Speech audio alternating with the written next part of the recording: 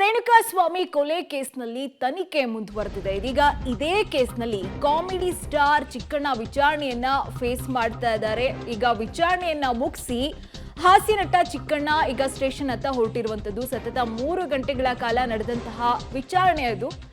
ಇನ್ನು ದರ್ಶನ್ ನನಗೆ ಸ್ನೇಹಿತ, ಹಾಗಾಗಿ ಊಟಕ್ಕೆ ಹೋಗಿದ್ದೆ ನಾನು ಅನ್ನೋ ವಿಚಾರವನ್ನ ಚಿಕ್ಕಣ್ಣ ಅವ್ರು ಹೇಳಿದ್ದಾರೆ. ಇವತ್ತು ಪೊಲೀಸರು ವಿಚಾರಣೆಗೆ ಕರೆದಿದ್ರು, ನಾನು ಬಂದಿದ್ದೀನಿ ಅನ್ನೋ ಮಾಹಿತಿಯನ್ನ ಕೂಡ ಕೊಟ್ಟಿದ್ದಾರೆ. ಪ್ರಕರಣ ತನಿಖೆ ನಡೀತಾ ಇದೆ, ಈಗ ನಾನು ಏನು ಹೇಳೋಕ್ಕಾಗೋದಿಲ್ಲ ಅನ್ನೋ ಮಾಹಿತಿಯನ್ನ ಕೂಡ ಚಿಕ್ಕಣ್ಣ ಮಾಧ್ಯಮಗಳಿಗೆ ಕೊಟ್ಟಿರುವಂತದ್ದು. ರೇಣುಕಾ ಹತ್ಯೆ ಕೇಸ್ಗೆ ಸಂಬಂಧಪಟ್ಟಂತೆ ಈಗ ಚಿಕ್ಕಣ್ಣ ಅವರನ್ನು ಕೂಡ ಈಗ ತನಿಖೆಗೆ ಪೊಲೀಸರು ಒಳಪಡಿಸಿದ್ದಾರೆ.